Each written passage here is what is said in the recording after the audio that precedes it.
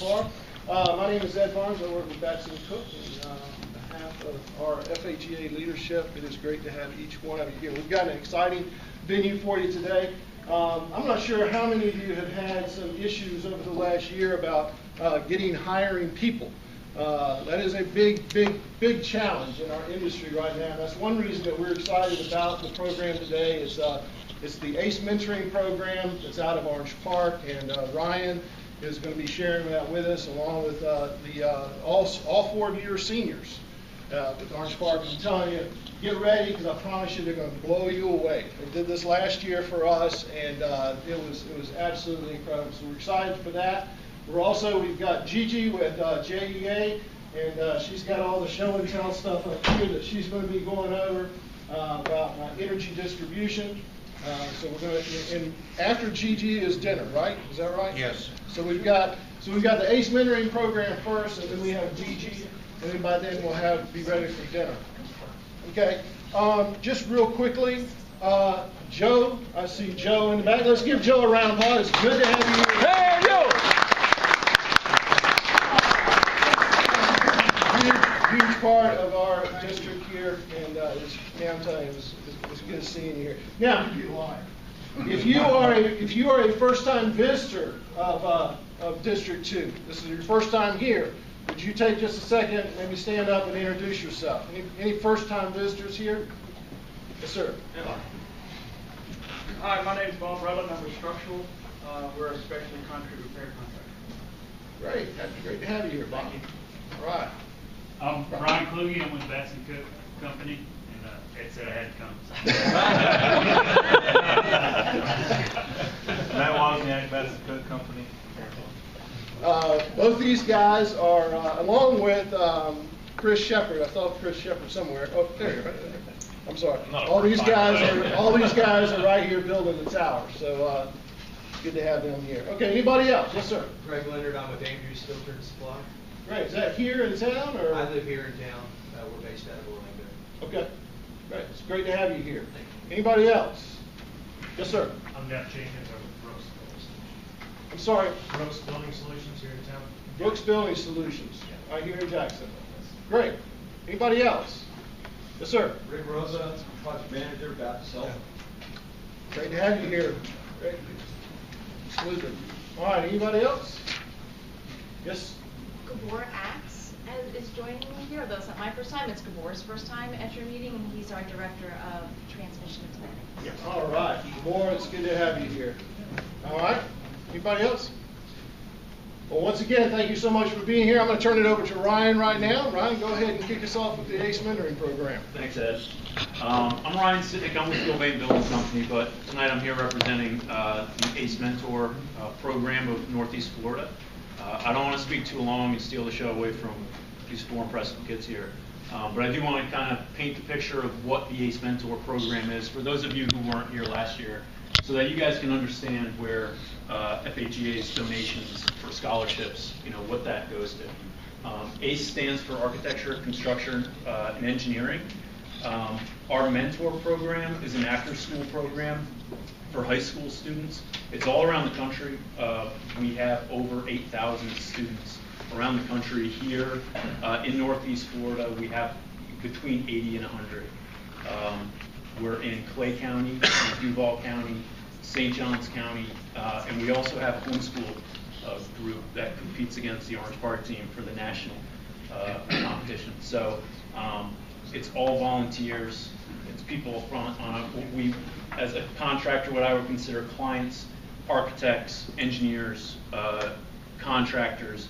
They volunteer 2 hours every week for 16 weeks to meet with these kids, explain to them a little bit about every facet of our industry, to try and engage them and get them excited about graduating high school and going to higher education in one of those 3 fields. And the students who perform well and go into those fields in college or at a university, we offer them scholarships, and we offer them the opportunity to submit for those scholarships.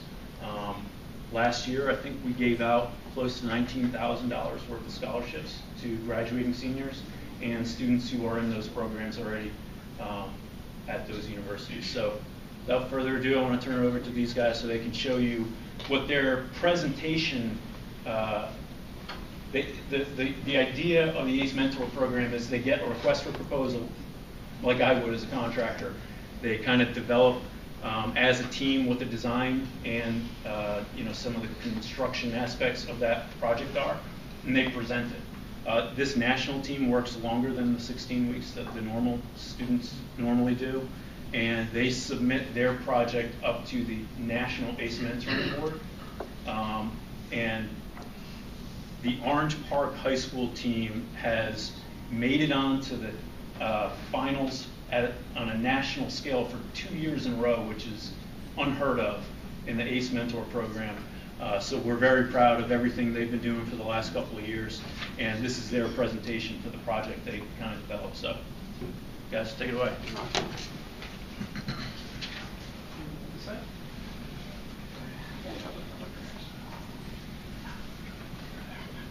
Hi, my name is Michael Mansell, and we're here with Summit Design presenting Unity Bridge. This was a project that we designed for downtown Jacksonville. As a team, we realized that we picked the RFP that focused on the local community the most and would have the greatest impact on the city of Jacksonville itself, since that's what we know. We were presented with many challenges while designing this bridge, and to address all of Jacksonville's current issues, it took a lot of work and preparation for us to do. Some of those include improving the infrastructure, the quality of life, the activities and events of Jacksonville, and we also wanted to increase the $2 billion revenue system that Jacksonville creates for the surrounding area. So, first off, you're thinking, why do we even need another bridge? There's 5 downtown already. Well, we have a couple things up here that tell us why we need another bridge in Jacksonville. We wanted to create a landmark for the city, something to know Jacksonville by, to become an internationally known city. We were going to unite the community through our bridge and also address the aging infrastructure that is the Main Street Matthews Bridge that have just been upgraded to being functionally obsolete. And also the current bridges in Jacksonville are operating over capacity. But one of the main reasons we wanted to design Unity Bridge was the traffic. Unity Bridge will reduce the traffic on the existing bridges in Jacksonville by 15% to 43% daily. 2 of the 5 bridges have been analyzed and downgraded to becoming functionally obsolete. And what this means, I mean, you guys probably already know, but it means that they don't have the lane widths, shoulder widths, vertical heights to serve the current traffic demands and flow. Unity Bridge will handle high traffic loads and compensate for the other 2 bridges that have just been downgraded. We are also rated for 65 miles per hour highway speed limit. And here you can see some of the traffic numbers that we looked at in our studies. And that's one of the main things we studied was traffic for our bridge. For the inspiration for our bridge, we looked around the world. And one of the main key features that we liked was the Puente de la Mujer in Buenos Aires. It was designed by Santiago Calatrava, my personal favorite architect, so it hit home for me. We liked its modern design, its cable-stayed approach, and also how it's a pedestrian bridge, which we wanted for us. We wanted separation between pedestrian cars and skyway, so reduce accidents and also to promote community. We also looked to the Brooklyn Bridge, which is multimodal, cable-stayed, and it's also a landmark for the city of New York. We want Unity Bridge to be the landmark for Jacksonville, Florida. This is kind of what we were looking at for the design process. We started with a dolphin design, as you can see here, and we moved to a multimodal point of view with the cable stayed right here, which is one of our sketches, with double-decker the entire length of the bridge. And this is our design for the upper and lower decks here. We thought we wanted to incorporate the Jacksonville Jaguars since they're our local NFL team, and also we also thought like a sheet metal plating design on the bridge itself. We were thinking about how we can bring the community more, so we also wanted to bring in maybe like a food truck pavilion or something like that to tie in the community to our bridge specifically. And this is Unity Bridge in all of its glory. Wow. As you can see, it's a landmark for the city of Jacksonville. The 2 main spires and the spirals around those spires. Those spirals that you see are actually for the pedestrian bridge to maintain a 2% grade the entire length of the bridge to comply with ADA standards. You can also see the stark white color that contrasts against the blues of Jacksonville that make it pop and also turn it into more of a landmark. Up next is Camden discussing the web diagram. Hi, as Michael said, I'm Cameron Dean, and this is my first year on ACE Nationals. And for this project, we developed the web diagram that you can see here to address the RFP and show how the Unity Bridge benefits the city of Jacksonville in terms of commerce, connectivity, and community. For the community specifically, the site location of downtown Jacksonville is ideal because of the population in Jacksonville. The metro area has a population of about 1.4 million people, and the average age is about 35, which is lower than the rest of Florida. And because of this, the people of Jacksonville gather downtown for athletic events, food festivals, and arts markets. Another key factor about downtown is that there's already revitalization happening downtown, with over $1 billion in proposed mixed-use development projects, such as Shad Khan Shipyard project, the district, which was formerly Healthy Town, and the new YMCA Center. Downtown, there's a sports and entertainment complex, which is home to the amphitheater, where there are concerts and music festivals, and Everbank Field, where the Jacksonville Jaguars play throughout the NFL season, and it also is home to a few NCAA football games a year, and even World Cup soccer matches. For people who are more interested in participating instead of watching, there's also the Riverwalk downtown, and the Unity Bridge will complete the loop of the Riverwalk, making it a more complete circuit and less disjointed than it is right now. Jacksport is also located downtown, and it is the hub for trade throughout Jacksonville. The commercial trucks that come in and out all come through this port, and the Unity Bridge will provide an alternate direct route for those trucks to keep them out of the way for workers traveling to and from their workplaces. When deciding where to put the Unity Bridge, we wanted to ensure that it was connected to all three levels of roadways. So we ensured that it was connected at both the north and south banks at the main highway level, so you could pass right over and through the city. Also the Hart Bridge Expressway, which is an elevated highway in the city, and then local roads such as Gatorville Boulevard, so you could access the local businesses downtown, and we wouldn't be distracting from them, and you could also access the stadium more easily. As far as specifications for the bridge, the main span is 500 feet wide, with the anchor spans 250 feet on each side and approach spans 150 feet the entire way. These numbers are based off of bridges up and downstream, as well as the bridge height, which is 140 feet. This is to ensure that the Unity Bridge does not cause issues for any ships going into or out of the city of Jacksonville. If you look here, you can see how the bridge is parallel. Down here you can see how there's three different lanes, with one elevating above the other two at the main span. The one that elevates above the other two is the pedestrian walkway, and the other two are for vehicles and skyway. And the pedestrian bridge elevates to 10 feet above the vehicles because we wanted it to have a panoramic view of the city. The spirals allow for that, and by elevating it, we're getting rid of the visual distractions of the cars and the vehicles that would otherwise detract from the beautiful view of the city with the St. Johns River and events happening on like 4th of July and New Year's Eve. The Skyway is something we incorporated onto the Unity Bridge, even though it is currently underutilized and aging. And the reason we included it is because the city has already planned to expand it. If you look at the image on the right, the red is where the Skyway already exists, and the yellow are planned expansions already proposed to the city. The Unity Bridge would complete the loop by connecting from here at the south bank here up to the north bank here. And this would improve the efficiency of the Skyway by making it a complete loop and not having cars that need to go all the way from San Marco to the sports complex, to the sports district, having to go all the way down past 5 points in FSCGA's Hogan Creek campus.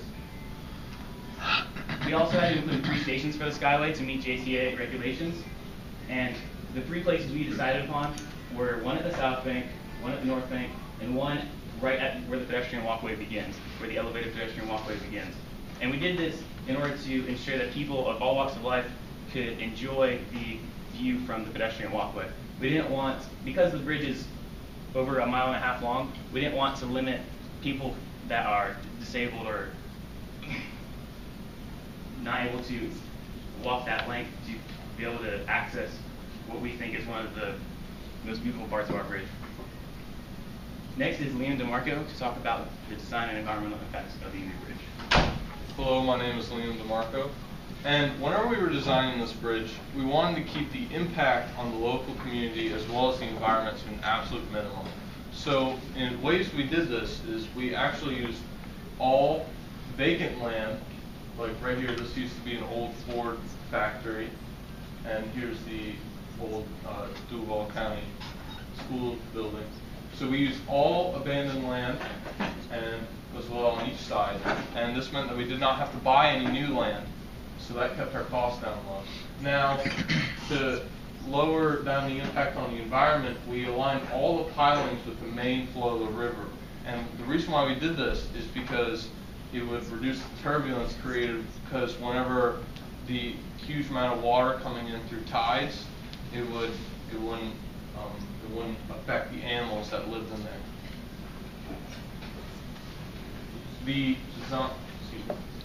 The way we kept construction impact down whenever we were actually building the bridge is we installed the large pilings during the day so we didn't have an obnoxious amount of noise during the night when the local community is trying to sleep.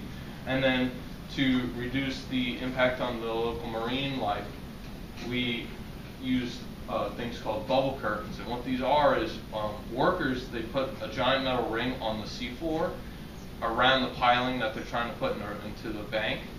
And they inject it full of compressed air, and it's got holes in it, so it creates this giant wall of bubbles up to the surface of the water. And whenever you put that large amount of force into the piling to push it into the bottom, instead of the wave from the impact spreading and going throughout the water and obstructing or affecting the sea life, it just pops the bubbles and really minimizes the impact. And then as well, to keep these large trucks with smaller parts of the bridge, we would make haul routes around both sides of the bridge, and that's always good because less traffic. And we would bring large parts of the bridge, like in this picture right here, on large barges from local contractors. The design and construction features would be the approach span. The approach spans, which is everything except this part right here and this part right here, which is the main span and the anchor spans. The approach spans are made out of cast-in-place pre-stressed concrete, and then the anchor and the main span are both made out of segmented box girder. This image shows a cross-section view of the bridge. You can see that we have one single pedestrian walkway that eventually rises above the automotive and the skyway lane at the main span. We have 2 skyway lanes, and then we have 4 total automotive lanes. And whenever we were designing the bridge, we debated whether or not to have 1 or 2 footings for the pedestrian and the automotive. But we decided to have 1, because it is more erosion resistant. It resists collisions from vessels because Florida doesn't have a very good track record around here with boats crashing into bridges. And it's cheaper to have 1 single individual footing. And a cool feature that we have is on the pedestrian walkway, instead of it just being plain concrete, it's actually a solar pathway. And what it is, it's just a row of solar panels underneath your feet whenever you walk it. And this absorbs electricity that we can either use as to power the lights, or we can actually sell it back to JEA or local electricity provider. Now here's Natalia to discuss schedule and cost. Hi, as previously stated, my name is Natalia Cordero. Unity Bridge will take 10 years to complete. As you can schedule here, we'll start in 2017 with the project development, working our way down and ending with the final construction in 2027. Now, the cost for Unity Bridge was broken down into 4 sections. Here we have roadway, pedestrian, skyway, and site development. And our bridge will also be funded by federal, FDOT, JTA, and local taxes such as bed taxes. And we arrive at the total cost of $357 million. Now I would like to switch gears and tell you guys about our experience in DC. For the 2015-16 year, 54 national teams across the nation submitted a proposal, whether it was for the shoreline, historical, or bridge design. And our team, Summit Design, was chosen along with 8 other teams to compete in Washington, D.C. Now, out of the top 3 bridges in the nation, we placed first. And out of all 50 national teams, we placed 3rd. Whoa!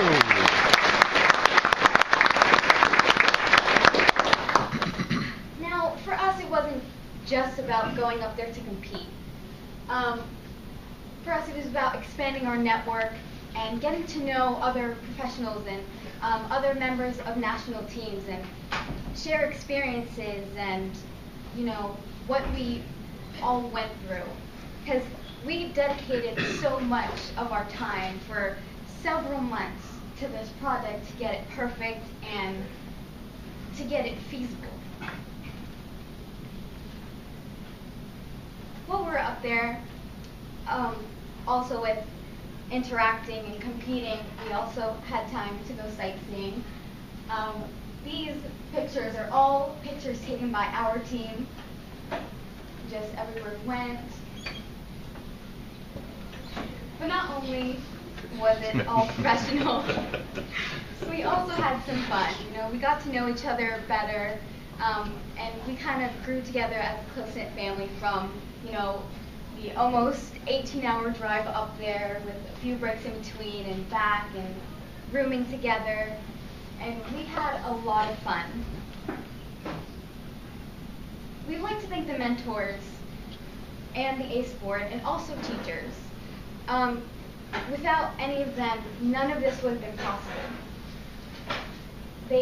The mentors especially, you know, they helped us with all of the projects. They gave us feedback, you know, they gave us access to their tools and their knowledge, and they really kind of kept our team together. We would also like to thank FHEA for allowing us to come and present, and we would also like to thank you guys for listening and allowing us to, you know, share this with you.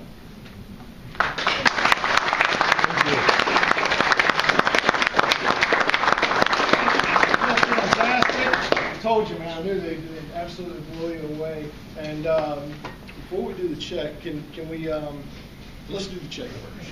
Let's check.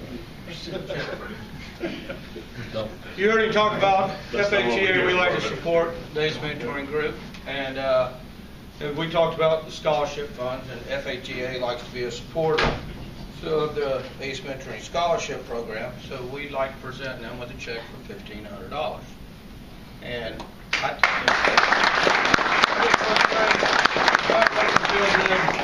have young men and young ladies that are this focused in high school. I don't know about y'all, I probably was not that focused in high school. So focused on something else. Yeah, a lot of things. But I'm just pleased to have them here and proud to be part of the organization to be able to help them. And we appreciate it so much. Thank you. Everybody's great job. Joe, Joe heads up everything. So Joe, take just a second and just kind of give a quick overview about this team and maybe some other things. Yeah, actually, there's a lot to talk about, but I'll keep it short because obviously we spent hundreds and hundreds of hours every year to do this. This is our 5th year now, doing national, and the regular ACE has been going on almost 10 years now, right? Before I say anything, you mentioned it. Mentors, teachers are the key thing to this. So I'd like to acknowledge Mr. Ted John, who's a retired teacher at our school at Orange Park. He's been there for 16 years. We could not have this program without him. Teachers in Clay County specifically really play a key role to host our program. We don't have it at someone's company office, we have it at the school. So it's more convenient for them, but certainly takes a lot of responsibility for teachers to coordinate it, and for us mentors as well. Second person I'd like to acknowledge too is Ken Lawfern from Lawfern Associates. He's been with us for many, many years, actually longer than I have, and he both has participated on the regular ACE and national ACE as well. So I appreciate that. I think that is partly why we're here too is also to get, to let you know what we're all about, and also really to help recruit. It takes professionals just like everyone here in the audience to spend time with them, week after week, but a couple hours, 2-3 hours a week. And we really welcome anyone else that would like to participate, both at Orange Park or also at Duval County. We have flexible schedules, and we'd love to have you. And even if you want to just come over for a visit and just see these projects, being put together. This particular project, I'll point to the board because you see some of the details. Every one of the images that you happen to see there are renderings that they created. And I'll pass this around to see it. Even these are renderings as well. This beautiful picture right here is an actual three-dimensional rendering the students put together. So you go back 8 months ago, they didn't know anything about a bridge besides the fact that their parents took them over to Buckman, right? The year before, if you slide over, I want to show that one too. One of my favorite lines out of all the years I've been here is, a few months before the project started, none of the students had any clue what a clinic or a hospital was about. And one of the students made a comment that really stuck in my mind. He says, the only thing I've ever known about a hospital was the day during the summer where I cracked my head and ended up in the emergency room. So you take that 6 months later, and now the students created that rendering of the clinic in 3 dimensions. And also if you look, and we'll pass those around, you'll see a lot of the inside pictures that are actually renderings of all the spaces. So both the exterior. That's last year. Correct. So that was voted the best clinic in the country last year, and this year we voted the best bridge in the country. It took a lot of months of practice and a lot of blood, sweat, and tears because of the fact that even the technology that we used was something that we had never used before. So the students learned not just AutoCAD, but Revit. I'm sure some of you have worked with Revit. Well, even that wasn't good enough. So they went to a program called InfraWorks, where they laid out the city of Jacksonville, and they actually started looking at the topography. Then they started building the bridge model, and that took a long time. So they've used a couple other packages. So in a matter of 6 months, they had to learn the technology to just get it done. And we were probably down to the last week to get what you see here. So I'm just still amazed to the fact that, that we were able to put so much together. But it really all goes back to their dedication and the dedication of all the mentors. That's fantastic. I just want to touch on one more thing. There's opportunities for people here and people who you work with to be mentors, but there are other opportunities. If you can't afford 2 hours a week for 16 weeks, if someone is a subject matter expert like Ryan Fryman, he's come in and taught the kids for 1 hour all about electrical systems and what electrical systems look like in buildings, site lighting, things like that. There are other opportunities for people to help support the ACE mentoring program. Personally, I feel it's good for our industry, like Ed suggested earlier, and it's just good to give back to the kids who are going to be with us one day, helping building the buildings that we're in right now. Yeah. Right. By the way, they all brought their resumes and they also have business cards. But we've also taught them how to make their own business cards. I can see Steve Gardman back there salivating. Right? So there we go. So yeah. We want to open it up because you know there's a lot of information. Do you have questions for any of them? By the way, I think I mentioned they're all seniors. They've all got their college plans. Some of you going into aeronautical. One's going into construction and architecture. Is that Michael? Yes. Michael going into that. So, any questions? Who came up with the name of the bridge? Who came up with the name of the bridge? It was a team decision because we decided to unite Jacksonville. So after discussing several options, we decided on Unity Bridge, and it just so happened a little bit after the bridge, I was driving through downtown, and we were passing, I think, Hemming Plaza, and it had a big sign up front that said Unity Plaza.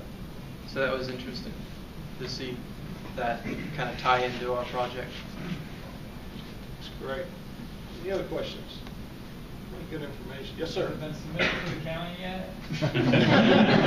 That's next. That'll be part of the next presentation.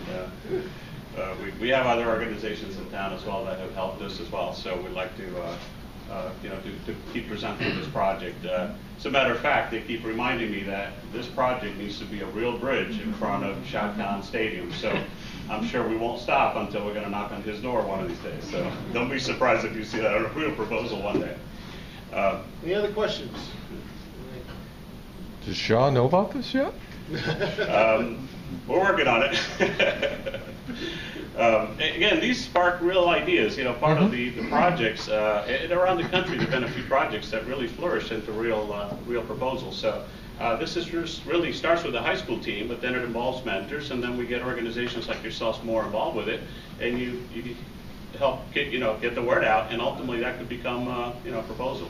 UNF, by the way, has a project that they just invited us to participate for a real bridge. The Main Street Bridge that we just mentioned in our presentation is one of the oldest bridges that we have in town, and they actually they've been invited to submit a whole proposal, a whole new one, to replace that bridge and to redevelop that part of downtown. So Ryan, if there's somebody here that would like further information, they can come to you after this thing's over. They can come to me. You can also visit our website, but I encourage you to come see me afterwards. I'd love to talk to you about it. This is fantastic. This is giving back, and this is ensuring for tomorrow. And I'll tell you, they blew us away last year, and I knew they were going to do it this year too. Let's give them one more round of applause. Good job. Thank you. I just want to thank you again for coming on behalf of District 2 and being here. Thank you. Thank you. Yeah, it was good to have you. Let's recognize Larry. Where's Larry at? There he is in the back. I'm sorry, Larry, we didn't mention you at the very beginning. Larry is the facilities director here at Baptist South. Thank you so much for allowing us to be here. Let's recognize Larry. You've already exceeded what I thought we were going to have for people. So that always happens. You know what I'm saying? It's RSVP. It usually helps if I get a seat. Anyway, so next we're going to move on into our educational program and portion of what we do. And Gigi, what do you need? My PowerPoint to be up there. Your PowerPoint If I to be up there. unplug Oh. from back here and plug into this one, that Yeah, would be great. So, Gigi, are you going to buy the power from these guys? She goes over to the computer. You didn't see me right over there. I have an IT department. That's what I do. You don't see it yet. Get started. Don't try to sit down there. All right, you're very welcome.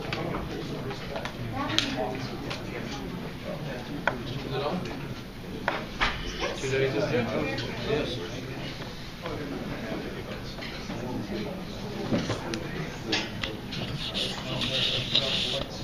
Just in the front, it'd be good so everyone in the back can see what's what you do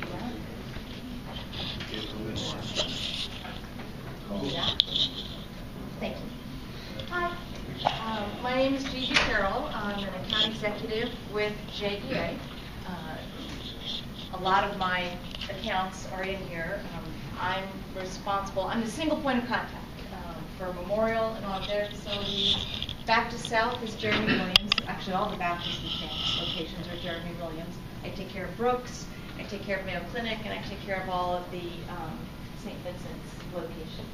So anything they need, even remotely related to JEA, they call me, and if I don't know, I will figure it out and take care of it for them. Today, we are just going to, at a very high level, look at a utilities electric system. A lot of the examples, obviously, that I'm going to be showing are JEAs. For those of you that have a different utility, it's very similar.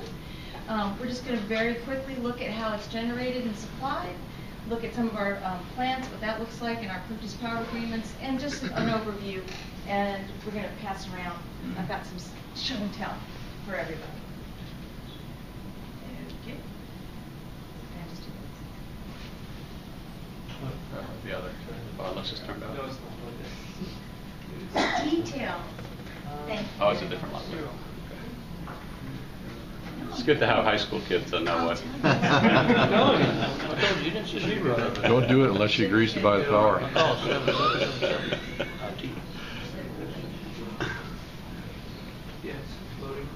Okay, well, we'll give it a chance to load. While it's loading, what's coming up next is some information about our distribution system. If the clicker will click. There we go. Right. Here we go. We have power. All right. So we'll start out, and how do I get a little bit like this? Okay. At the substation to our transmission networks. These are JEA's voltages, 69, 138, and 230 kV. Then it goes from transmission to distribution, which are all of our, I was going to say circuits. We have transmission circuit, transmission lines, and distribution circuits. So 4 kV, 13.2, and 26.4 kV. Each level has its own transformer, and the voltages are then stepped down. This first one here is residential. These next three are commercial and industrial voltages. There we go.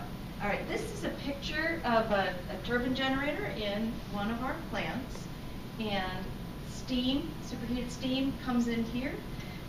On either side where the blades are the smallest or is where the pressure is the highest, and then as the blades increase in size, that's the low pressure side of the turbine, goes from here to the next stage. Let's show you in the next page, get to look up what the, oh geez, so sorry. Okay. Right here is the stator, here is your rotor. An exciter generates a magnetic field inside the stator. The rotor turning inside that magnetic field is what's generating the electricity. This is a picture of one of our rotors from SGRPP on the north side being rewound in a shop. This is highly specialized work. It's very expensive. These are shipped on a special truck and via rail car to the manufacturer, so that work is done at the plant, and then that rewound rotor is brought back to us. Okay, our resources here at JEA. We own the Brandy Branch generating station, Kennedy, Greenland, and Northside.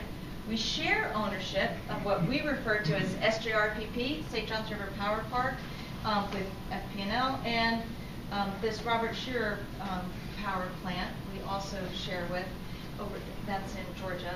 Purchase power agreements, purchase wind, solar, Jacksonville has a solar farm, Trail Ridge landfill, and then the Vogel plant is, I believe, nuclear. Yes, About that? Nuclear. And then we also, if we need to purchase additional power, we can do that through the Energy Authority.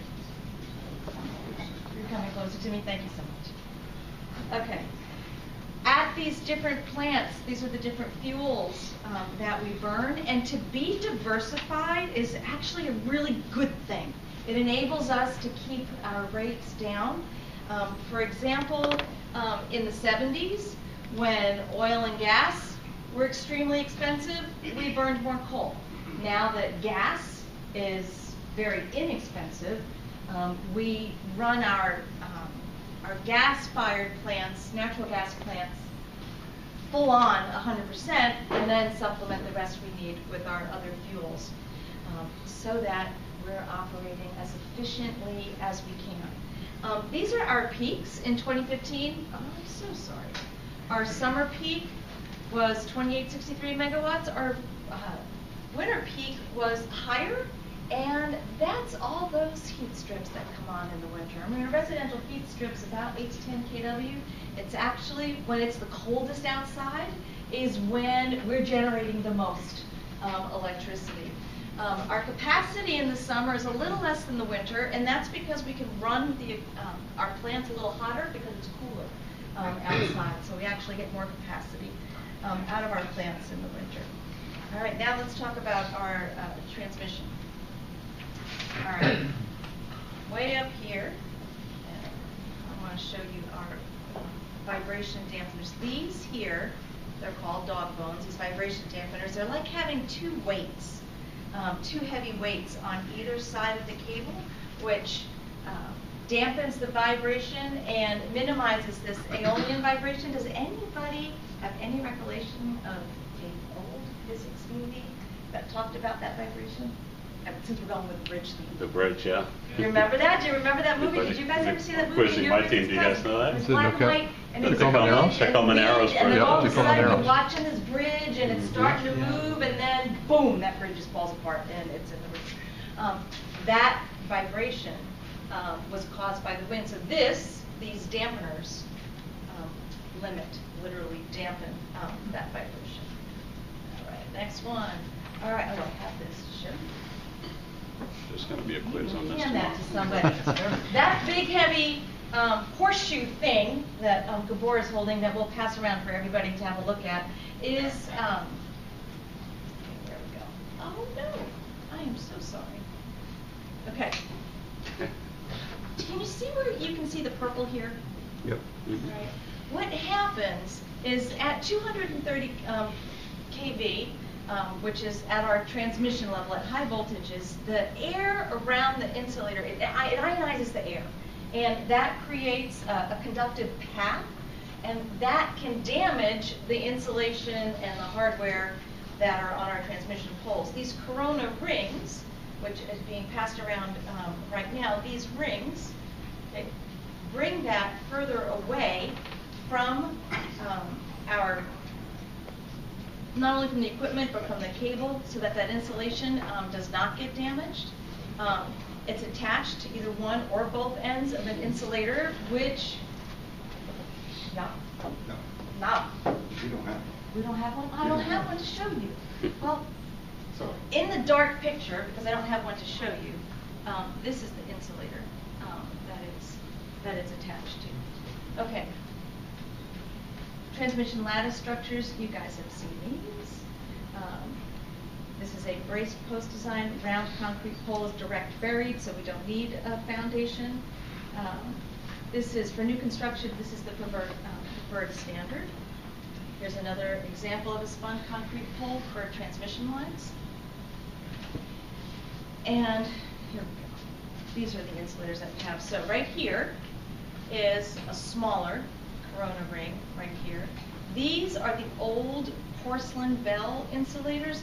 They were pieces that they could cut or pin together and stack up for as many as they needed. They could also shatter.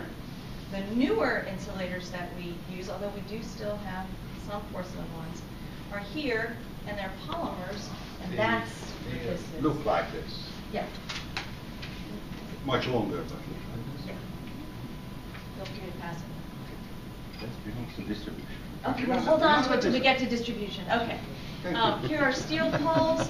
These ones are used when we can't use guy wires. So they're two-piece design. They're also very high strength and for the structures when it is like this. And they're also shipped sometimes in multiple sections depending upon the height of the pole. Wood or static cast concrete poles are typically used for 69 kV structures, and they can have distribution on the same poles. So here, these upper wires here are transmission lines. These lower ones here are distribution. And then the lowest wires that you see on poles are your communication, your cable, your AT&T. All right, let's catch up to my stuff here. Next. Okay, bull wheels are used when installing a conductor. Okay, insulators are doubled up for adding strength. Okay, those are the guy wires I was talking about. We've got the yellow guards on there. It just counteracts the horizontal loading on the pole because we've got our cable pulling on the poles. We need to keep those poles vertical. These are some creative transmission structures. I know you guys recognize the mouse. Okay, electric system equipment. This is what that is a picture of. And it's, you know what, here, thank you, you hold it and then I'll talk about it. It's an automatic splice, put the cables in either end. You know that Chinese toy that you put your finger in either end and then you pull and you get stuck? That's how that works. I mean, it's a simple way to explain it, but that's essentially, it's kind of like a big Chinese finger toy. Now, our overhead distribution conductors, we think. Yeah, so overhead are these big, and okay, so the two off. We don't have numbers. We have one? We have one on, yes. We have Number one on two is the all same, just a aluminum. little smaller. Okay, all aluminum. We also have one on insulated. And then we also have, for feeders, the fat one. The fat one. Okay, underground distribution. Okay, and this all these letters here stand for aluminum tree retardant cross-linked polyethylene. Sure. We have one on that and million cable on that as well, and that's skinnier, and then the real fat one. Okay, overhead transmission conductors. We've got the blue right here, overhead, aluminum clad, and they're steel reinforced. So if you look at the center of both of those, you can see, and one of them has the steel actually sticking out. You can see how it's steel reinforced. A fun fact, overhead bare conductors all have a code word. So the 636 one that's being passed around, its code word is orchid. So in the field, they'll talk, or even when they're ordering it, according to Chris Rosenhauer, they refer to that as orchid cable, otherwise known as the 636. I never heard that. You never heard anything like that? Yeah. I know the names, but. Also, just fun fact, the current doesn't run through the cable like a pipe.